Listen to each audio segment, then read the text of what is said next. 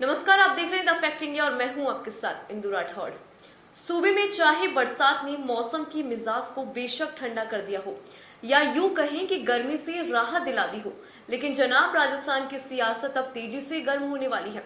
जाहिर है विधानसभा चुनाव में ज्यादा वक्त बाकी नहीं है और शायद यही वजह है कि सूबे की दो प्रमुख पार्टियां भाजपा और कांग्रेस आमने सामने हैं। अब शायद ही कोई ऐसा दिन गुजरता होगा जब इन दोनों ही दलों के नेताओं में जुबानी जंग का सिलसिला नहीं चलता हो। अब एक तरफ कांग्रेस ने ठानी हुई है कि वो राजस्थान में फिर से अपनी सरकार को रिपीट करेगी, तो वही भाजपा का दावा है कि ये कांग्रेस के कुशासन को जड़ से उखाड़ फेंकेंगे।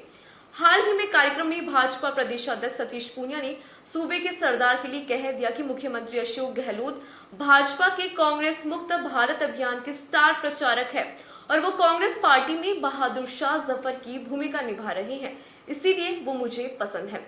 जाहिर है जब भाजपा की ओर से ऐसा बयान आया है तो गहलोत भी कहां चुप रहने वाले थे, तो कर दिया गया वार। अब चाहे इन्होंने चुनावी लड़ाई तो निर्दलीय लड़ी हो, लेकिन इस वक्त कांग्रेस का दामन थामा हुआ है।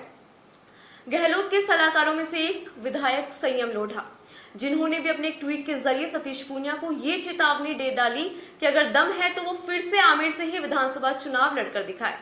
अब बात इस पर भी होगी, लेकिन वहीं दूसरी तरफ सीएम अशोक गहलोत ने आज एक बार फिर साफ कर दिया कि ईआरसीपी के मुद्दे पर अगर केंद्र सरकार कुछ करती है तो ठीक, नहीं तो खुद इसे वो पूरा करके दिखाएंगे।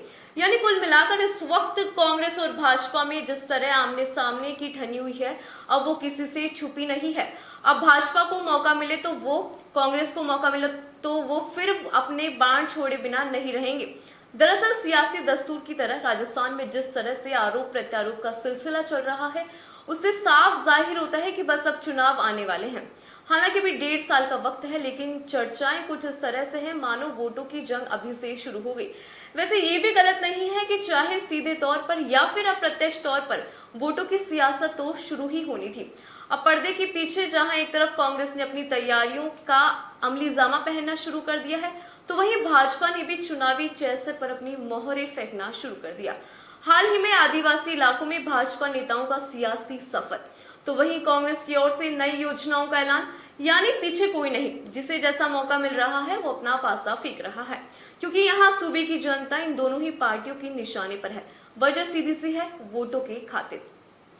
लेकिन इन तमाम बातों के पीछे की एक और कहानी, और वो ये कि कांग्रेस हो या फिर भाजपा, दोनों ही पार्टियों में अंदरूनी टेंशन भी किसी से छुपी नहीं है।